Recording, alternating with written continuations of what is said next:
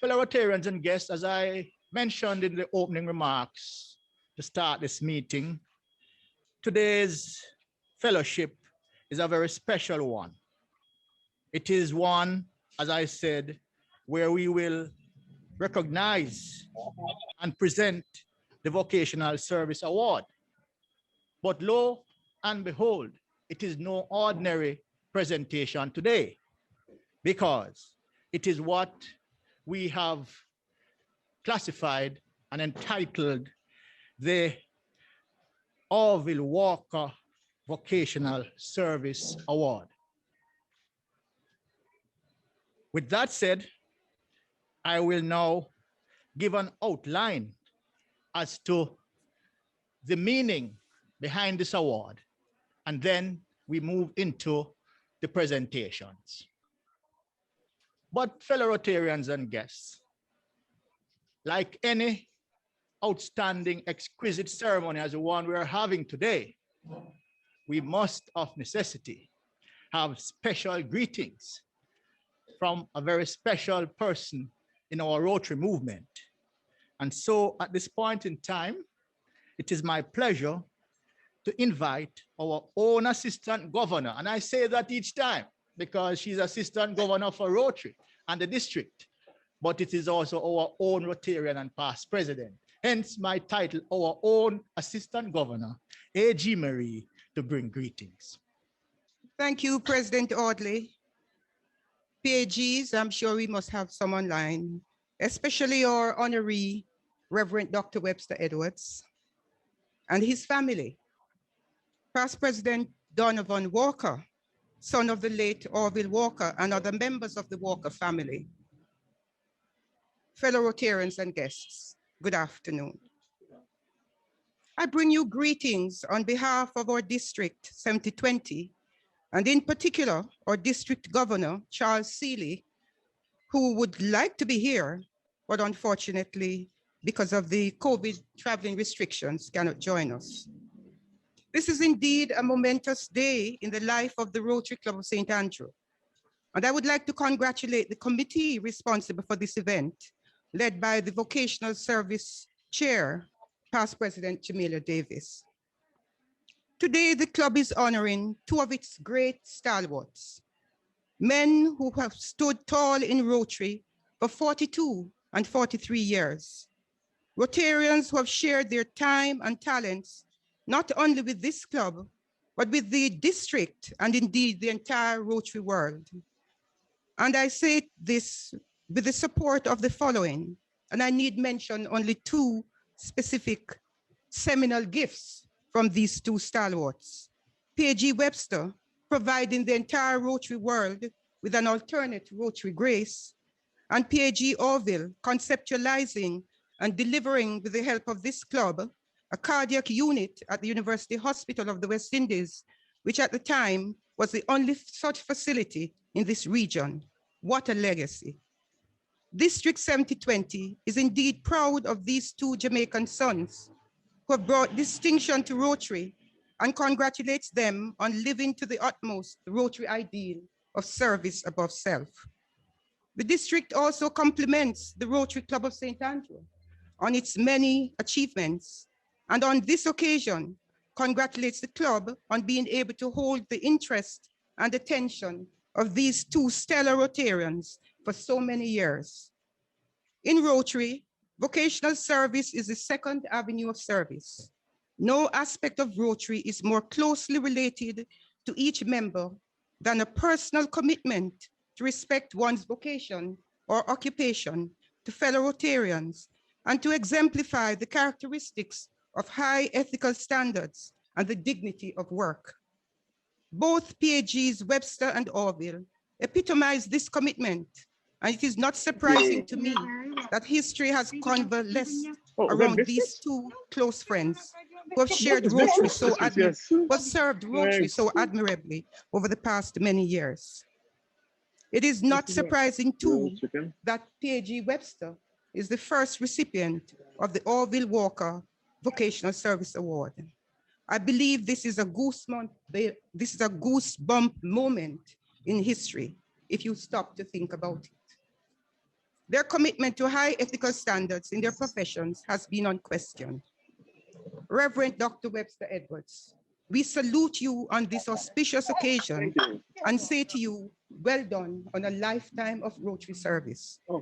President Audley, please indulge me and allow me to repeat the highest praise I've ever heard of past President Webster. A comment I heard long before I met him. There was an organization called the Caribbean Council of Churches with membership of pastors from all over Jamaica. And a friend who worked there would often regale us with stories about these pastors. But his one constant comment was always, there was this pastor, Webster Edwards, who stood head and shoulders above the others because of his impeccable conduct. President Audley, fellow Rotarians and guests, please join me in applauding both PAG's Webster and Orville on the indelible mark they have left on the Rotary world. Thank you. Thank you, AG Marie, for, as usual, your very stimulating and very powerful presentation.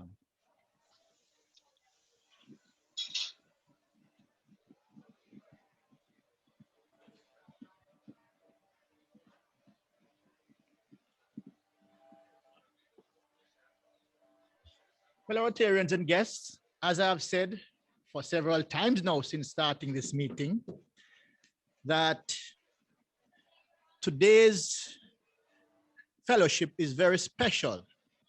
Special because apart from us using it for our annual Vocational Service Award, which this club has charted the course with for many years, but this award was also the brainchild of a certain past president. That past president is PP Orville, PAG Orville Walker. And so this year, we have decided, following on the heels of his passing last year, to name this award from now henceforth as a tribute to our beloved past president Orville, and to make this the inaugural presentation of this Orville Walker Vocational Service Award. That said, I will tell you a little bit about the man behind the award. Orville served the Rotary organization with distinction and humility as District 20 Assistant Governor, Treasurer as well, President of the Rotary Club of St. Andrew between 1985 to 1986. He was proud and happy to be a member of the Rotary Club of St. Andrew for over 38 years until his passing on September 19th, 2020.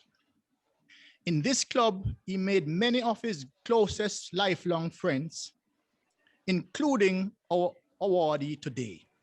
And I won't name the awardee just now.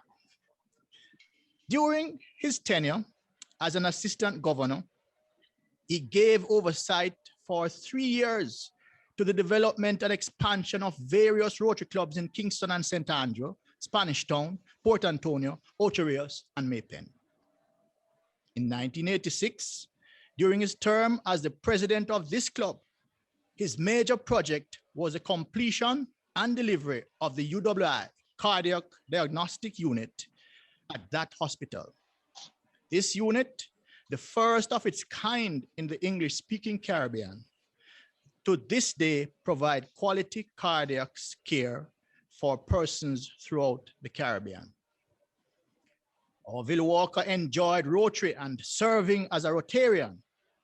He provided guidance for the proper functioning of this club, and whose example of service was emulated by other Rotarians. For Orville, Rotary community outreach was always an occasion in which his family would participate and find meaning. And I must pause to say, the last annual Christmas treat at Majesty Gardens before the one we had last December, I keep seeing that day that Orville sat the whole session throughout. That's the kind of love and affection that he has for these types of events.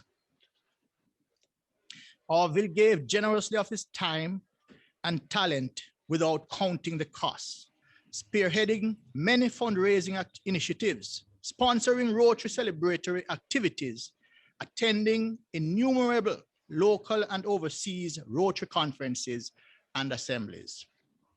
He was resolute in matters of principle, a stickler for hard work, good order and discipline, generous to a fault, selfless, never could be heard speaking about his many achievements, a mentor extraordinaire, readily recognizing a person's gift and graces and guiding many to the pinnacle of leadership. He has been honored for his work in Rotary, having been made a multiple Paul Harris Fellow awardee, the highest honor bestowed on a Rotarian. There is no doubt that PAG, PP, PHF, Orville, Fitzroy, Walker, JP was the quintessential Rotarian, believing in and living the motto of Rotary, service above self. Today, the Rotary Club of St. Andrew is pleased to announce in his memory the Orville F. Walker Vocational Service Award. This award honors Orville's memory as well as his work, worth, and immense contributions to this club. As Rotarians, may we all be guided by his values and give thanks for his leadership, which will continue to be guiding inspiration to us in the years ahead. At this time, fellow Rotarians and guests, it is my distinct honor, therefore, to move to the matter of the citation and the handing off of the award. And so I will now invite past President Jem, whose brainchild this was for today, to come and present the citation. Thank you. PP Jem. Thank you, President Audley, fellow Rotarians and guests, all honored guests. The citation. The annual Vocational Service Award presented by the Rotary Club of St. Andrew, which has been renamed the Orville Walker Vocational Service Award, is bestowed upon an individual who has demonstrated a strong record of commitment and achievement in his or her chosen vocation for the advancement of both the vocation and the nation. The recipient of this inaugural Orville Walker Vocational Service Award is a lifetime minister of theology. And I thank you very much. I really needed to have him right beside me. 6 feet away.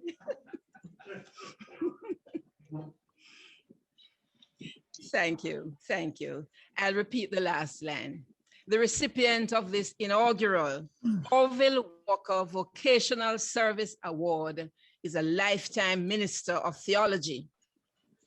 He attended St. Jago High School, then an intellectual oasis of one of the most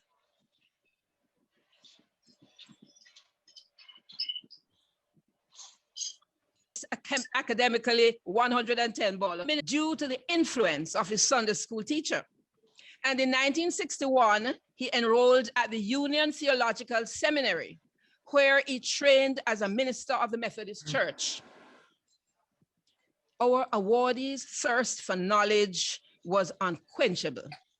And he went on to achieve a diploma of theology from the University of London, a Bachelor of Arts degree from the University of the West Indies, a master's degree in education from the Princeton Theological Seminary, and a Doctor of Ministry from the Columbia Theological Seminary. Highly trained and filled with passion for his craft, he entered the ministry as a Methodist minister on the Brownstown Edmondson circuit. And after 1 year, he was handpicked by the legendary Reverend Father Hugh Sherlock, who had founded the Boys Town Institution, to head a similar social outreach experiment in the city's inner city industrial district known as Operation Friendship. Many persons thought it was an ambitious assignment for a young man in his mid-20s. But Father Sherlock foresaw what we see now. And in 1966, our awardee was appointed Executive Director of Operation Friendship. The Methodist Synod's vision and trust in him was to be rewarded tenfold over the ensuing 50+ years. Reverend Dr. Edwards expanded the program and founded the Operation Friendship Skills Training Center in 1978 under the mission statement as follows: to offer skills training to vulnerable persons within Kingston and surrounding inner city communities, to facilitate assessment and certification of trainees for the labor market, to meet the demand for economic and social development of the nation in a globally competitive marketplace. Operation Friendship has changed the lives of hundreds of our most marginalized and forgotten youth who might otherwise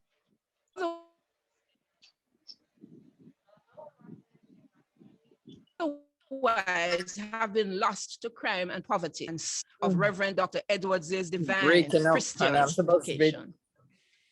Over half a century of transformational work in applying his vocation in his noble pursuit would have been enough to qualify our awardee for the recognition now bestowed.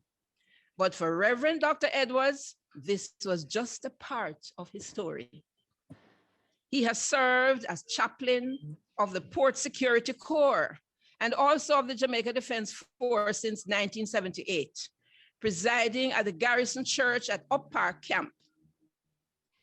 As an active minister of religion, he serves the nation in multiple areas, such as officiating at marriages, funerals, and baptisms, as well as offering personal counseling services. To our enduring gratitude, Father Sherlock introduced Reverend Dr. Edwards to Rotary. And this, shall we say, has been a match made in heaven.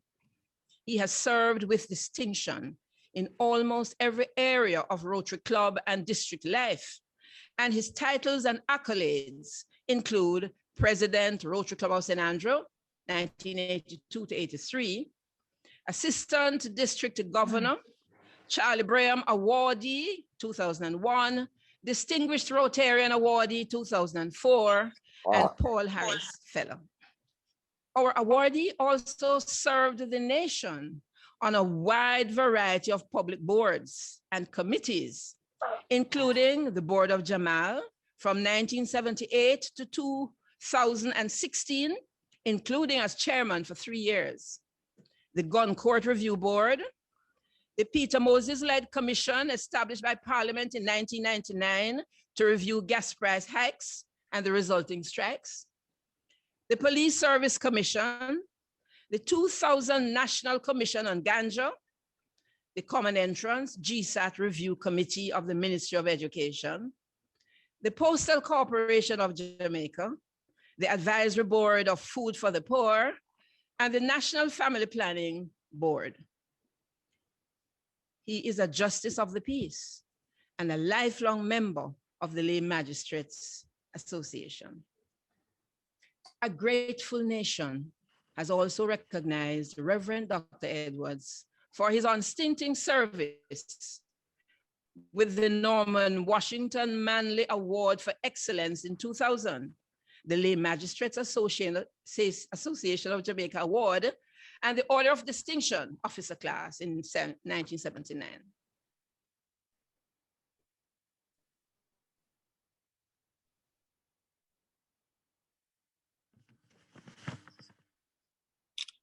We are the beneficiary of wisdom and inspiration, both the Jamaica Gleaner and the Jamaica Observer, and has embraced modern modalities by transmitting his daily messages by Facebook and email.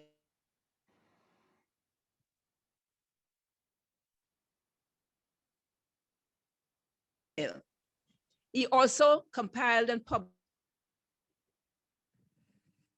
published his work to his greatest accomplishments, Webster Jr., Paul, Mark, and Brian.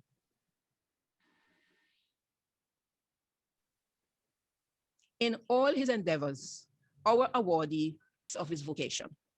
And so, in recognition of his record of commitment and high achievement in his chosen vocation, toward the advancement of the vocation itself and also of the nation, in recognition of his example to others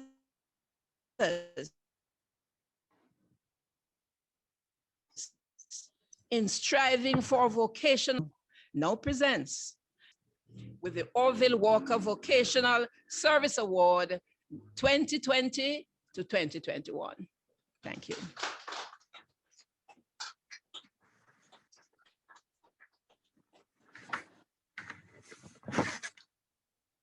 The president will no doubt lead the presentation of the citation.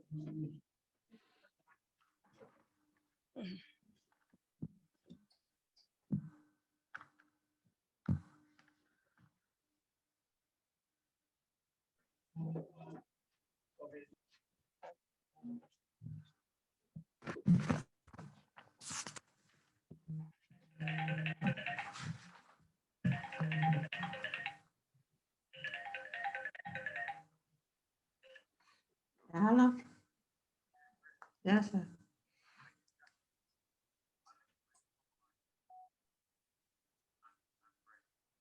Okay. At what time? 10 o'clock? No, it's today. Oh. Mm-hmm. Okay. I'm actually on another thing right now. When it should finish, probably I can come off in half an hour. Yeah. All right. And join you when you starting. Okay.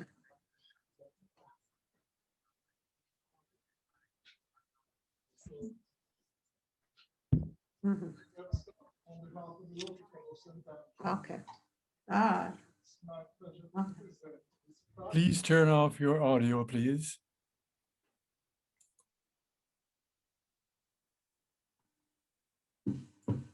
Know that he would be thrilled, or is thrilled, that you're receiving this award. And in addition to this fact, Mr. President, on behalf of my family, here, and I notice you didn't have all opinion, and the Flower Sergeant is here. And I would like to give you my father's favorite thing, which he wore to the room. He would want no less to have this thing, but my brother.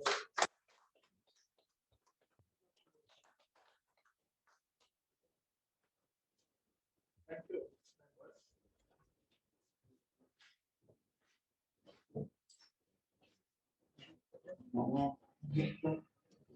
Federatarians and guests, after such a very significant presentation, we would now like to hear from our awardee, or in fact, our guest speaker for today, P.P. Webster.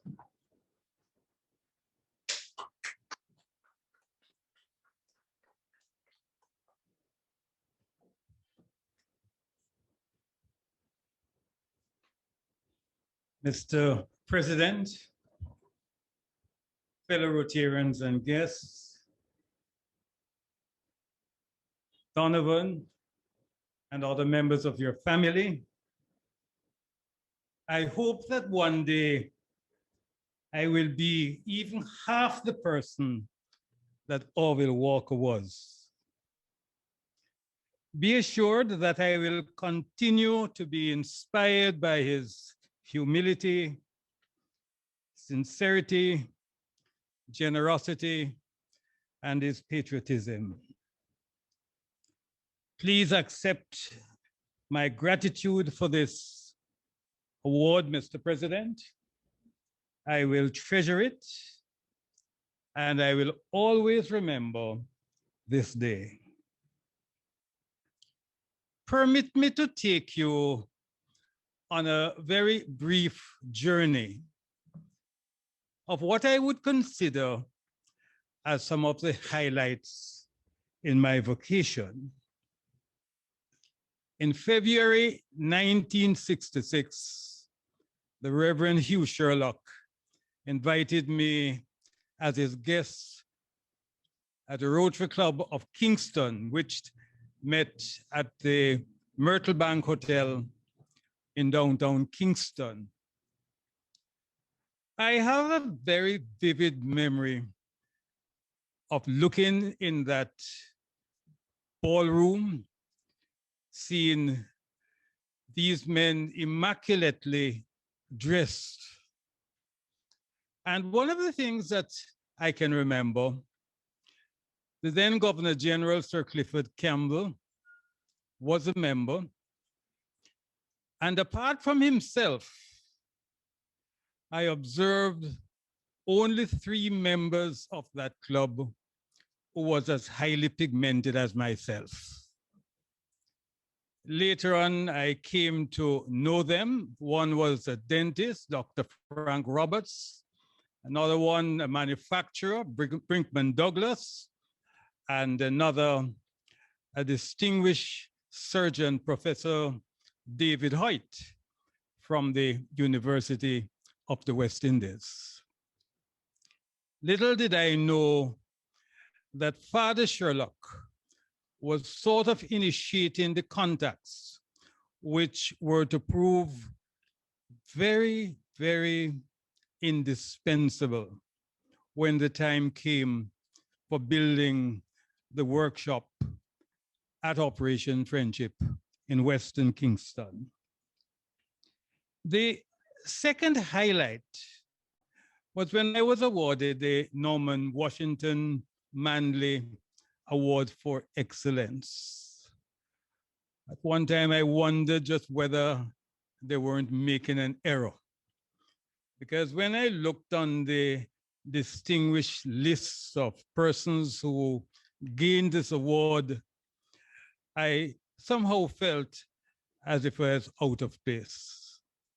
Among the awardees were Sir Philip Sherlock, former Vice Chancellor of the University, Professor Gerald Lalo, Professor Rhett Sneggleford, and the Reverend Hugh Sherlock. This is an award that I also treasure very much. It was given to me for my work among young people in the year 2000. The third milestone was when I was asked by Prime Minister Patterson to sit on the Ganja Commission in order to look as to what kind of recommendation could be made to the government in dealing with the spectacle of ganja. We traveled throughout the length and breadth of Jamaica for about 9 months, interviewing people, all walks of life, and at the end of it, came up with a recommendation. I must admit that there were 2 matters that struck my attention. One was that of a very distinguished lawyer who had to do chemotherapy. And he related to us that none of the prescribed medication would help. And he was told about ganja tea. And like a miracle, it helped him in keeping away this nauseous feeling that he would experience from time to time. And the thing that really troubled him was the fact that he had to travel across Kingston to go in search of ganja in order to prepare the tea. And he said just what would happen if he would have been arrested. The other was that of a little lady way up in the hills of St. Anne, having a little ganja in a vial that she used to rub on her joints.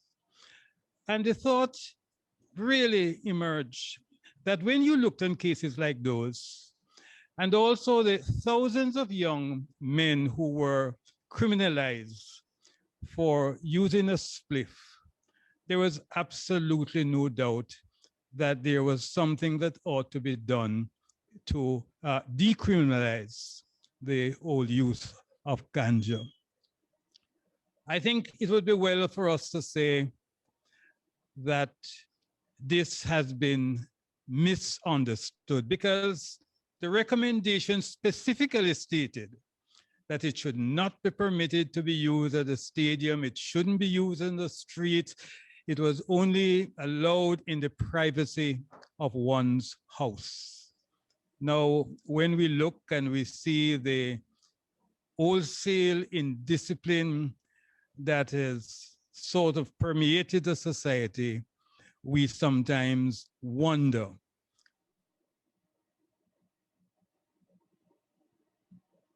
just whether, our people have given the sort of seriousness to the use of ganja as was intended by the recommendation. The next thing that I would like to speak on is the Gun Court Review Board.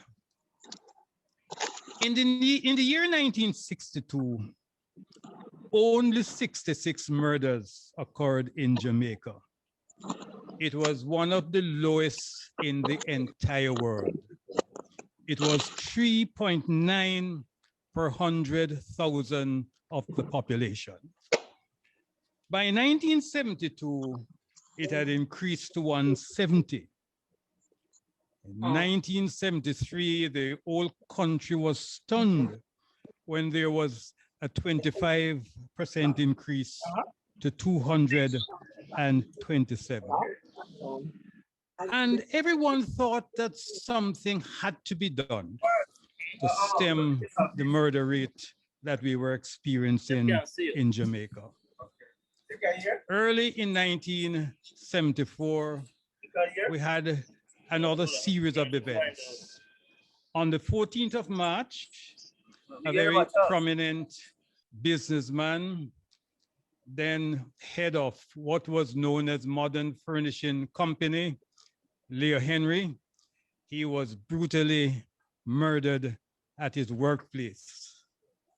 2 days later, on the 16th of March, a 30-year-old attorney, Paul Fitzrichson, was murdered in Montego Bay. This stunned the entire country because Fitzrichson was also head of in sports. And just 3 months before, we had the distinction of hosting the fight between Joe Frazier and George Foreman that he was very instrumental in bringing to the island. Jamaica was just simply amazed. And the government was determined that something had to be done to stem this sort of onslaught of murder that we were experiencing. And so the gun court legislation was enacted. Now, I want you to recall that Paul Fitzrichson was murdered on the 16th of March. In 2 weeks, the gun court legislation was taken to Parliament. and in simultaneous sessions, Parliament meeting at Gordon House and the Senate meeting at Headquarters House beside it. Within 24 hours, the entire gun court legislation was passed. As each bill was passed by Parliament, it was taken over to the Senate and passed. So that on the 1st of April, 1974, the then Governor General, Sir Florizel Glasspool, signed the gun court legislation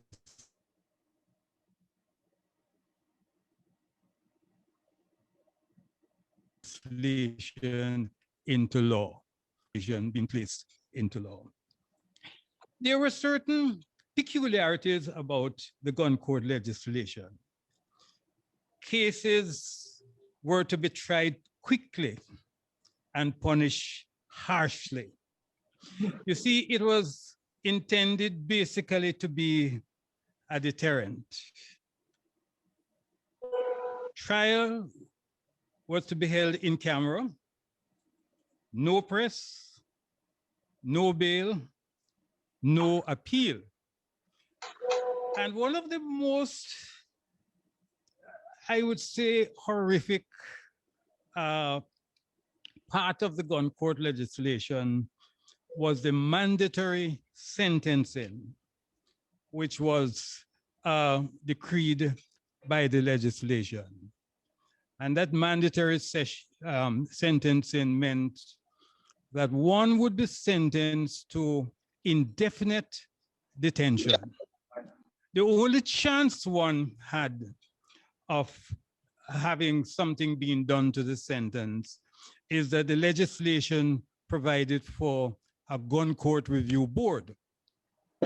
And there were 5 of us who were appointed to that review board, which was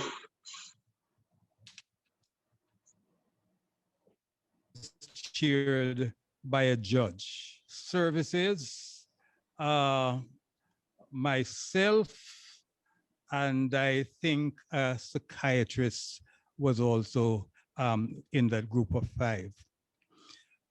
What was our job? The minute sentencing was passed, transcript would be presented to us, and we would meet, look at it, decide whether there were any mitigating factors, and then recommend to the Governor General whether any further action should be taken. There were 2 incidents that I remember quite clearly. There was this distinguished sportsman, he was involved in horse racing and bird shooting, and he was arrested for having a shotgun. He was taken to the gun court, found guilty, and sentenced to indefinite detention. When the transcripts and the recommendations and all that sort of thing came before us and we looked at it, there wasn't even one single instance of questionable behavior in the life of that gentleman. And so we asked that he should be released, and within 24 hours, the Governor General released him from detention. There was another case, and this one was even more alarming.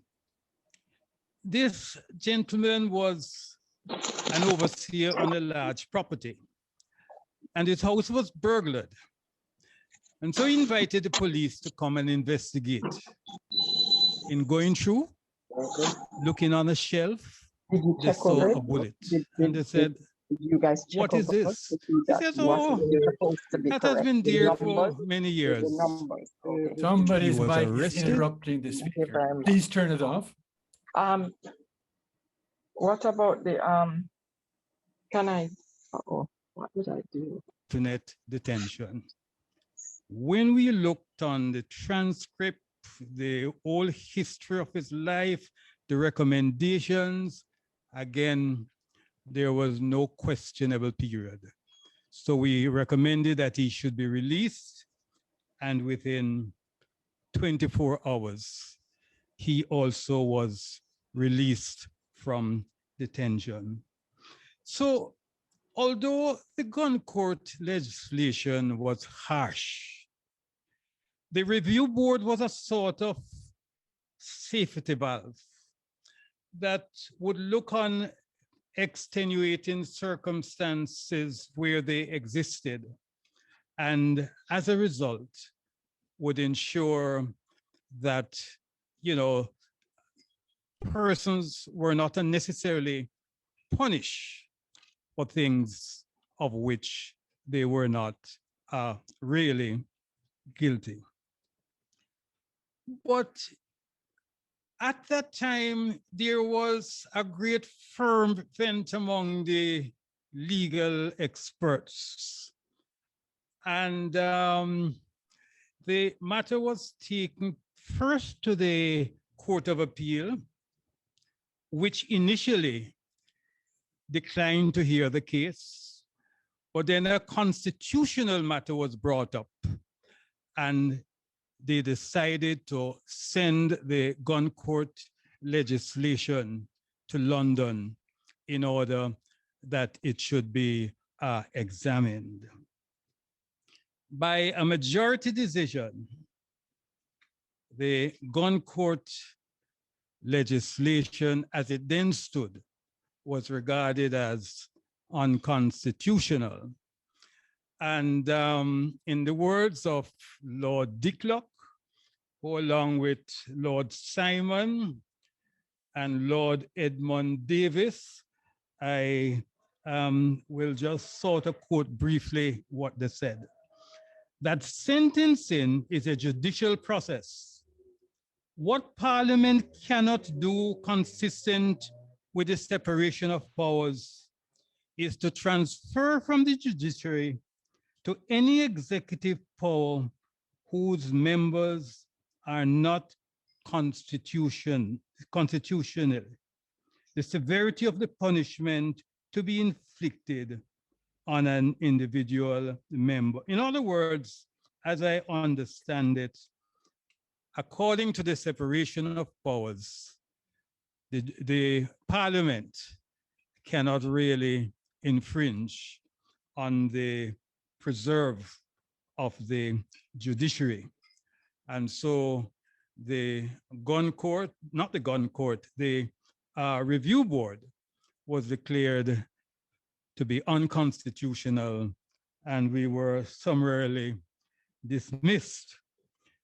But let me say that I honestly believe that it was perhaps the only workable attempt that was instituted in order to deal with the whole matter of murders in Jamaica.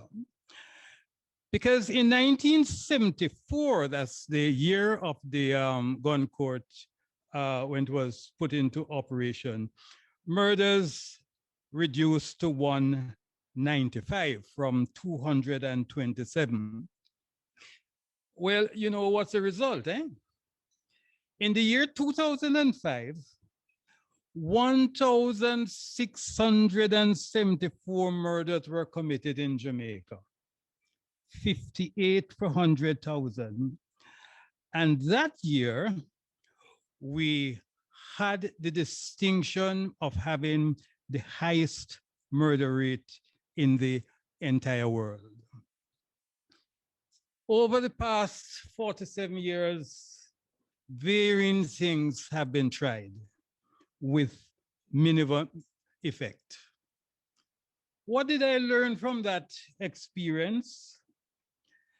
That we are a country of law. In spite of the fact that something might be good or something might be workable, the Constitution of the country has got to be respected.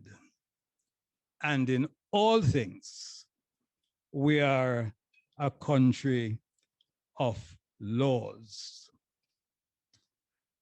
Will you permit me to mention just one other thing? I see the time has sort of gone. In the year 2006, Jennifer Anderson became president of the Rotary Club of St. Andrew, and she decided to have as her major project Operation Friendship. We got a major grant. She got it from Rotary International. I think the grant was for about $3 million. And that grant assisted us in establishing three additional skills, plumbing, electrical installation, and food preparation. And by that one input, we were able to increase our enrollment at Operation Friendship from 45 to 120. The multiply effect was initiated.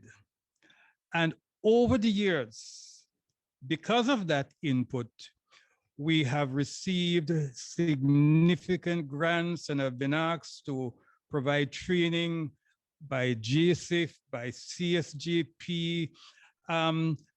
Literally thousands of youngsters have benefited from that. Link that back to Rotary, 1966, Father Sherlock. Rotary has really played a dynamic role in my own life. And I would venture to say that Rotarians have become my best friends. It is the sort of thing that I treasure. And I want to thank you for this fellowship that I've been able to enjoy. Thank you for this award.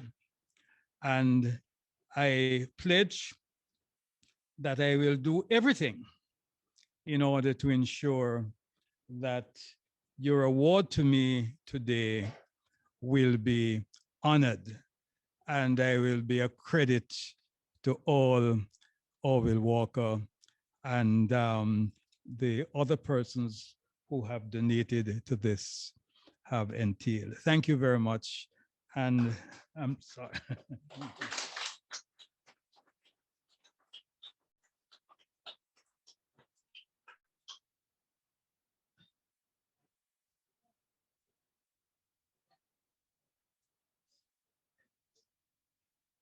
Use the chance. Fellow Rotarians and friends, there you have it. You have heard from our distinguished awardee, his full life journey, and why today he's well deserving of this noble award coined under our past president, Orville Walker. I now invite, therefore, to serenade the moment, past President Jennifer and past President Paul.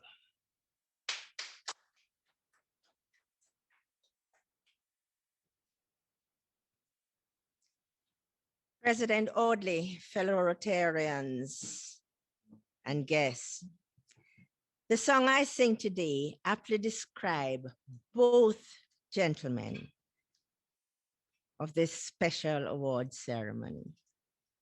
PAG Orville, who went on to higher service, and PAG Webster, who is with us.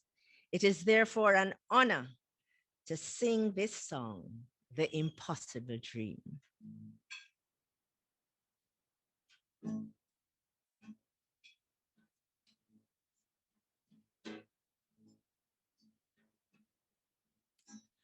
To dream the impossible dream,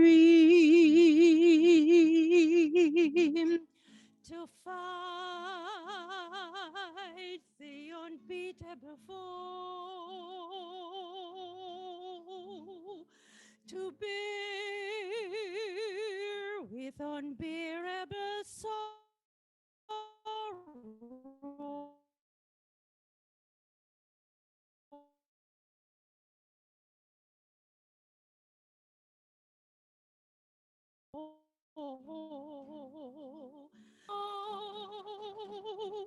unrightable wrong, to love pure and chaste from afar, to try when your arms are too weary, to reach the unreachable star. This is my quest, to follow the star, no matter how hopeless, no matter how far, to fight the fight without question or pause, to be willing to march into hell for the heavenly cause. And I know if I'll only be true to this glorious quest, that my heart will be peaceful and calm when I'm laid to my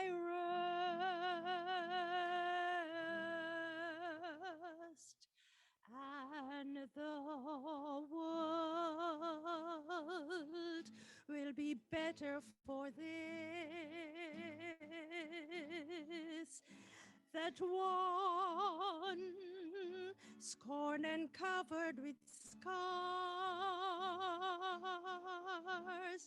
still strove with his last out of courage to dream the impossible dream, to reach the unreachable star.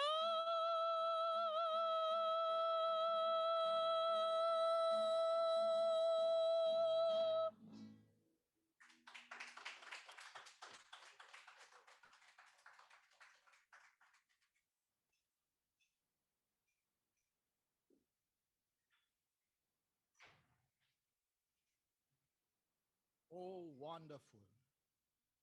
When we have a club that is so laden with talents, we hardly need to go outside for just about anything. How very blessed we are as a club. So at this time, fellow Rotarians would have been moving seamlessly to close the meeting. But I think it is fitting to allow a few of our members, either in this room or on the social media, the virtual platform. We want to dedicate another 5 to 10 minutes just to say greeting on your own way to our awardee and past president, Webster. The floor is open for this special moment. President, can I start? This is Minna.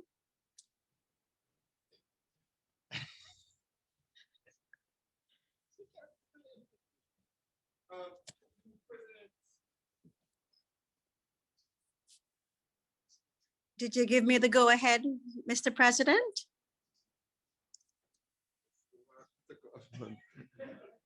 Let's see if my advocate skills can still boom through the N95. President Audley, A.G. Madri, fellow Rotarians and friends, what can we say about P.A.G. Webster?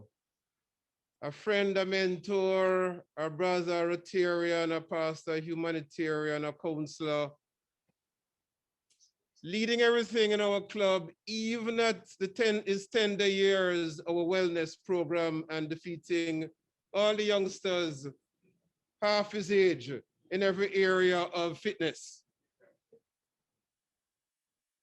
Webster, you've been much more to us than everything that has even been said in the citation. It was my great honor and privilege to have participated in the preparation of it. and that is my tribute to you.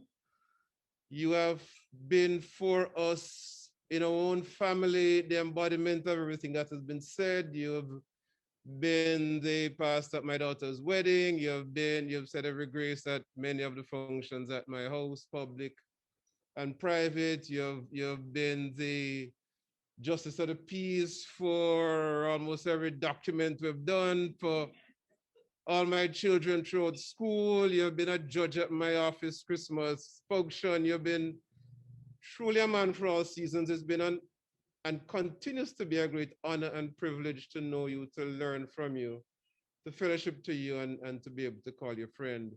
And I congratulate you, and I look forward to many, many more years and decades, and to next year's wellness challenge, for which I'm in training right now. So my toast, empty glass, to Webster.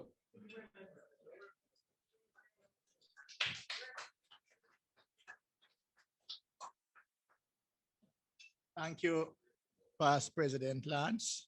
Do we have any others in Yes, house or on the virtual? Virtually, Mr. President. This is Minna. Can I go next? Please, Minna, go right ahead. Thank you so much. What a wonderful day. What a wonderful day. I'm especially, so happy and joyful to salute and congratulate my buddy, P.P. Webster. Salute you, P.P., on this very well-deserved recognition of a lifetime of service and accomplishment in your vocation, as well as to the club. At the same time, I want to take this opportunity to thank PP Gem and the club for establishing my papa's legacy by naming this Vocational Service Award in PP Orville's honor and memory. Some of you older members will remember that Orville was the one who brought me into Rotary, but he quickly handed me over to PP Webster, who became my Rotary coach and my buddy. So how blessed and fortunate I was in the early days, in the early 90s, when Grace and I would journey with these two stalwarts, these Rotary rock stars, to the district conferences. We really followed back at them in those days, eh? And they would introduce us to all the who is who in Rotary. And they would ensure that we attended all the meetings and events before we ran off to shop. So, all of this coupled with the regular games evenings with Orville and Webster, and Ray Grant, I must remember Ray, that provided the fellowship and the fun. Yes, PP Lloyd, the fun which I truly enjoyed and loved in Rotary. So fellow Rotarians, please join me, like Lance, with your thumb or whatever up in a toast, a salute to an outstanding man, one who exemplifies the values of Rotary, to my buddy, P.P. Webster. Congratulations.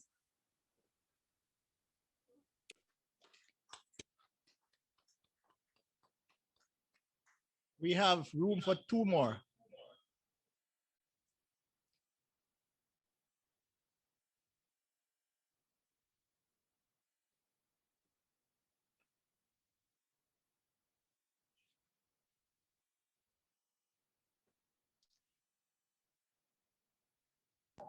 If the room is not being taken, the privilege. Speak up. Brian would like to speak, Mr. Edwards' son. Okay, go right ahead, please, Brian. Hey, Daddy. Congratulations on your Vocational Service Award. It really explains the disappearance from home. But it seems that the time was well spent, and we are really, really proud of you. And hopefully, before we see you next, you'll achieve another Vocational Service or Long-Standing Award for your Rotary contributions. Congratulations. We'll play it for Is there one more?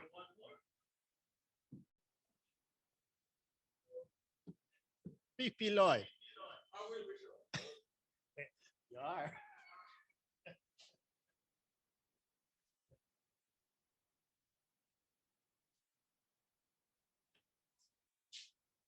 Thank you, President Orley. It's always great when your colleagues can get together and to award you. It's not, that's saying something good, something big. For somebody like Webster, who's known not just in our club for what he does using his profession to advance the work of Rotary. It's right through Jamaica and the Caribbean. And today is a summation of our gratitude. So thank you, my friend, the man who advised us about the wheelchair project and how we could get that project off the ground. Thank you, thank you, thank you. Back to you, Chris. There you have it, fellow Rotarians and guests. And our Rotarians has lived up to his word. Is it the truth? It is said that a prophet is not without honor except in his own country. And that's what today's event represents for us and past President Webster, honoring our own prophet in his country.